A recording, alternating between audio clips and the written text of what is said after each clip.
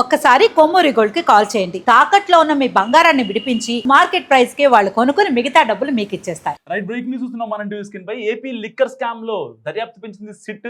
So కేసులో ఇప్పటికే SIT అధికారులు అటు చెవిరెడ్డి భాస్కర్ రెడ్డి తాలూకా ఏదైతే బ్యాంక్ స్టేట్మెంట్లపై నిఘా పెట్టారో దానికి సంబంధించి జగన్ పిఏ కేఎన్ఆర్ ని విచారించారు. కానీ జగన్ పిఏ నాగేశ్వర రెడ్డి మాత్రం ఎలాంటి నిజాలు కూడా బయటికి చెప్పిన సిచ్యువేషన్. సో విచారణ తర్వాత ఇటు అరెస్టులు కూడా జరిగే ఛాన్స్ ఉంటుందని కూడా ఇటు సిట్ అధికారులు చెప్తున్నారు. సో ఇప్పటిదాకా జగన్ పిఏ కేఎన్ఆర్ అనే వ్యక్తి నిజంగా బాహ్య ప్రపంచానికి ఎవరూ తెలియదు. ఇప్పుడు కట్ చేస్తే చెవిరెడ్డి భాస్కర్ రెడ్డి బ్యాంక్ స్టేట్మెంట్ నుంచి ఇతని అకౌంట్కి ట్రాన్స్ఫర్ అయిన మనీలో దాంట్లో హ్యూందాయ్ షోరూమ్కి వెళ్ళాయి, అండ్ దాంతో పాటుగా కొన్ని సాఫ్ట్వేర్ కంపెనీస్కి పెట్టుబడులుగా వెళ్ళాయి, మళ్ళీ కొన్ని డబ్బులు షెల్ కంపెనీస్ కూడా వెళ్ళాయి. సో ఇంత పెద్ద మొత్తంలో అసలు ఎక్కడి నుంచి వచ్చాయి డబ్బులు అనేది ఇప్పుడు కీలకంగా మారింది. సో దీనికి సంబంధించి బ్యాంక్లో 20 కోట్ల సేవింగ్స్ అకౌంట్లో 20 కోట్ల రూపాయల క్యాష్ ఉంది. అంతేకాకుండా తిరుపతి, ఇటు దర్శి, ఇంకా విజయవాడ, తాడేపల్లి, జగ్గయ్యపేట, రాజమండ్రి, కాకినాడ, ఇటు కడప, చాలా చోట్ల ఇతనికి ఇళ్ళు కూడా ఉన్నాయి. అంతేకాకుండా ఇతను పెట్టిన పెట్టుబడులు జస్ట్ ₹1 పెట్టుబడి పెడితే 100 రూపాయలు ఇన్కమ్ వస్తుంది. మనం లక్కీ భాస్కర్ మూవీ చూస్తాం, అయితే హవాలా డబ్బుని ఒక ₹50 పచ్చడి బాటిల్ని 500 రూపాయలకి కొన్నారు అని చెప్పి ఎక్కడి నుంచో దుబాయ్ నుంచి షేర్లు వస్తూ ఉంటాయి.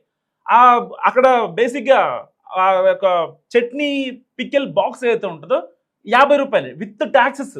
ఆ రోజుల్లో అంటే 1960, 1970 ఆ టైంలో ఒక 10 రూపాయలు ట్యాక్స్ కట్టారనుకున్నా. ఇప్పుడే బేసిక్గా 10 రూపాయలు ఉంటుంది. సరే, ఆ టైంలో ఒక 1 రూపాయి వేసుకోండి.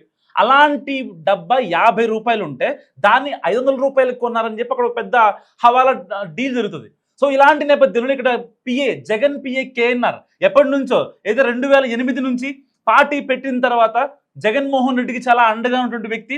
సో ఇటు ప్రజా సంకల్ప యాత్రతో వాళ్ళ నాన్నగారు చనిపోయిన తర్వాత ప్రజా సంకల్ప యాత్రతో జగన్కి చాలా దగ్గరగా ఉన్నటువంటి వ్యక్తి ఈ కేఎన్ఆర్.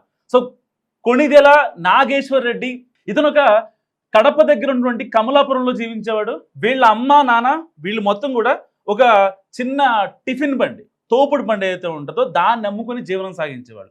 కమలాపురం నుంచి కడప వచ్చాడు. కడప నుంచి పులివెందుల ఏదైతే జగన్మోహన్ రెడ్డి పాదయాత్ర స్టార్ట్ చేసిన తర్వాత యాత్రలో చాలా కీ రోల్ వ్యవహరించినటువంటి వ్యక్తి.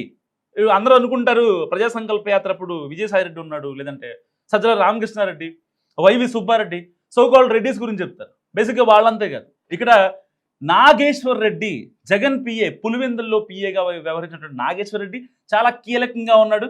సో ఇప్పుడు ఇతని అకౌంట్లో ఇటు వైట్ మనీ 20 కోట్లుగా చూపిస్తున్నాడు, అండ్ దానికి సంబంధించి బ్యాంకుల్లో షేర్లు కావచ్చు, ఇతను ఇంకా హ్యూందాయ్ కార్ షోరూంలో వాటాలు కావచ్చు, ఎవరైతే ఎన్ఆర్ఐల్ని బెదిరించి వాళ్ళ భూమి ఏదైతే తాడేపల్లి దగ్గర ఉన్నటువంటి 40 ఎకరాల భూమిని రాయించుకున్నాడంటే దీని వెనకాల పెద్దవాళ్ళు ఎవరు లేరంటారా? సో మస్తుగా కామెంట్ చేసే ప్రయత్నించండి. ఎందుకంటే తీగ లాగితే దొంగ కదులుతుంది ఏపీ లిక్కర్ స్కామ్లో. ఇప్పటికే రాజంపేట ఎంపీ మిథున్ రెడ్డి ఇప్పటికే 72 రోజులు కటకటలు వెనక్కి ఉండి వచ్చారు. దాని తర్వాత ఇప్పటికీ దానికి సంబంధించిన కాన్సిక్వెన్స్ ఫేస్ వస్తుంది. అండ్ ఇటు చెవిరెడ్డి భాస్కర్ రెడ్డి కీలక నిందితుడిగా వ్యవహరించినటువంటి చెవిరెడ్డి భాస్కర్ రెడ్డి, ఇటు రాజ్ కసిరెడ్డి ఏదైతే డబ్బులు లెక్కబెట్టే ఫ్లైట్లలో డబ్బులు లెక్కబెట్టే మనం వీడియోలు చూసాం. దాదాపుగా అంటే ఎంత జరిగిందనేది ఇప్పటికీ కూడా ఒక ప్రాథమిక అంచనా లేదు. వాస్తవానికి కేవలం వైసీపీ నాయకులు చెప్పేది స్కామ్ జరగలేదని, లేదు కూటమి సర్కార్ వచ్చిన తర్వాత, లేదు లిక్కర్ స్కామ్ అనేది జరిగింది అనేది తేల్చడానికి సంబంధించి వాళ్ళకి పట్టిన సమయం 2 ఏళ్ళు. ఈ 2 ఏళ్ళలో ఫస్ట్ 1 ఇయర్లో కేవలం 80 కోట్ల రూపాయల స్కామ్ జరిగిందని చెప్పి కూటమి నాయకులు ఆరోపించారు. అండ్ దాని తర్వాత ఇన్వాల్వ్ అయిన సిట్ కావచ్చు, ఇటు సిఐడి కావచ్చు, అండ్ ఈడీ కావచ్చు, జస్ట్ 172 కోట్ల రూపాయలు మాత్రం తెలిసాయి. కానీ ఇప్పుడు కట్ చేస్తే అదే స్కామ్ 3200 కోట్ల రూపాయలకి చేరింది. అంటే ఇంకొక 1 ఇయర్ పోతే ఇంకా దీని వెనకాల ఎంతమంది ఉండే అవకాశం ఉంది? అసలు ఒక జగన్ పిఏ ఇప్పుడైతే ఒక అనుకొండ లాంటి ఒక అక్రమార్కుడు జస్ట్ ఒక రోజు టిఫిన్ బండి పెట్టుకొని ఫ్యామిలీని పోషించేటువంటి వ్యక్తి, ఇటు అన్ని సిటీస్లో ఇళ్ళు, ఇంకా దానికి సంబంధించినటువంటి ఆస్తులు, షేర్ మార్కెట్లు, అసలు టిఫిన్ మార్కెట్కి షేర్ మార్కెట్కి అసలు అంటే మధ్యలో వ్యత్యాసం ఎక్కడ ఉంది? కట్ చేస్తే మధ్యలో జగనే ఉన్నారు. సో ఇప్పుడు ఎవరైతే నాగేశ్వర రెడ్డి, జగన్ పిఏ నాగేశ్వర రెడ్డి ఉన్నారో ఇతను పర్టికులర్గా ఇటు చెవిరెడ్డి గ్రౌండ్ లెవెల్లో డీల్ చేసేటువంటి డీల్స్ కావచ్చు, ఆ యొక్క మనీ ట్రాన్సాక్షన్స్ కావచ్చు, ఇటు పెద్దిరెడ్డి ఫ్యామిలీకి వెళ్ళిన పిఎల్ఆర్ కన్స్ట్రక్షన్ సంబంధించినటువంటి డబ్బులు కావచ్చు, అండ్ ఇతనికి సంబంధించిన హ్యూందాయ్ కార్, విజయవాడలో హ్యూందాయ్ షోరూమ్ సంబంధించినటువంటి దానికి వచ్చిన డబ్బులు కావచ్చు, ఈ ఎన్ఆర్ఐని బెదిరించి 40 ఎకరాలు స్వాధీనం చేసుకున్నటువంటి కబ్జా వ్యవహారాలు కావచ్చు, ఇవన్నిటికీ సూత్రం మూల కారణం మాజీ ముఖ్యమంత్రి జగన్మోహన్ రెడ్డి. సో ఇప్పుడు 2 రోజులుగా సిట్ అధికారులు విచారిస్తున్నా సరే నాగేశ్వర రెడ్డి అసలు మాట మెదపట్లేదని చెప్పాలి. ఏ ప్రశ్నలు అడిగినా అసలు లిక్కర్ స్కామ్ జరిగిందా లేదా అన్నదానికి కూడా, అంటే ఒక బేసిక్ ప్రశ్నలు. ఇప్పుడు సిట్ అధికారులు నాగేశ్వర రెడ్డికి సంధించే ప్రశ్నలు ఒకటే, ఎలా మీరు ఒక టిఫిన్ బండి నెట్టుకునే స్థాయి నుంచి ఇవాళ కొన్ని వేల కోట్లను ఆర్జించే స్థాయికి ఎలా ఎదిగారు? అసలు ఇదంతా బ్లాకా వైటా? దేనికి లెక్కలు ఏంటని మాట్లాడుతున్నా మా లాయర్లు మాట్లాడతారు, మా అకౌంటెంట్స్ మాట్లాడతారని చెప్తున్నారు. నిజంగా ఏ ఒక అధికారైనా లేకపోతే ఒక బిజినెస్ మ్యాన్ అయినా నీకు ఎంత పెడితే ఎంత వచ్చిందని చెప్పడానికి వాడి మైండ్లోనే ఉంటుంది. ఎందుకంటే బిజినెస్ చేసింది వాళ్ళే కాబట్టి.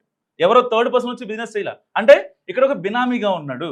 ఇటు చెవిరెడ్డి భాస్కర్ రెడ్డి ట్రాన్సాక్షన్ చూసినా, లేకపోతే ఓవరాల్గా ఇప్పటిదాకా సిట్ గవర్నమెంట్కి అయితే 3000 పేజీల లేఖను సమర్పించిందో సిట్కి, దానికి సంబంధించినటువంటి ఆధారాల్లో బిగ్ బాస్ అని ఆల్రెడీ మెన్షన్ చేశారు. ఆ బిగ్ బాస్ అంతిమ లబ్ధిదారుడు ఎవరు అని చెప్పి ఇన్నాళ్లుగా చర్చ జరుగుతున్న నేపథ్యంలో ఇప్పుడు మరొక పెద్ద అనకొండ బయటకు వచ్చింది.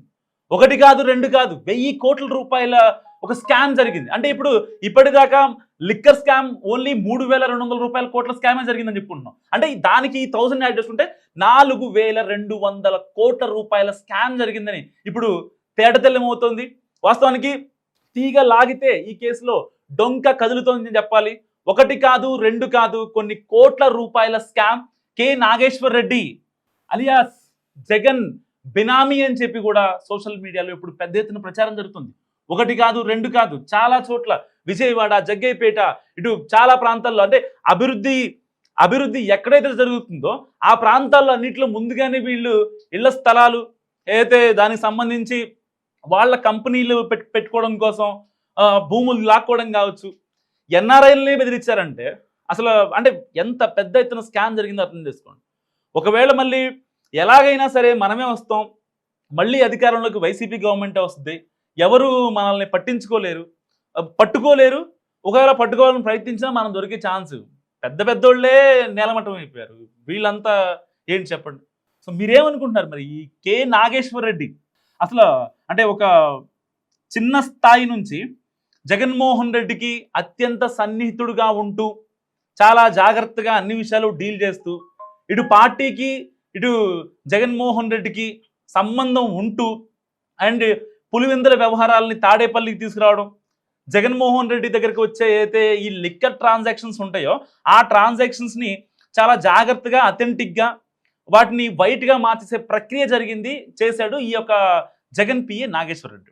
సో మరి నోరు మెదపకపోతేనే విచారణలో ఇన్ని విషయాలు బయటకు వస్తే, ఒకవేళ నాగేశ్వర రెడ్డి నోరు మెదపాల్సిన సిచ్యువేషన్ వస్తే ఎవరి పేరు బయటకు వచ్చే అవకాశం ఉంది?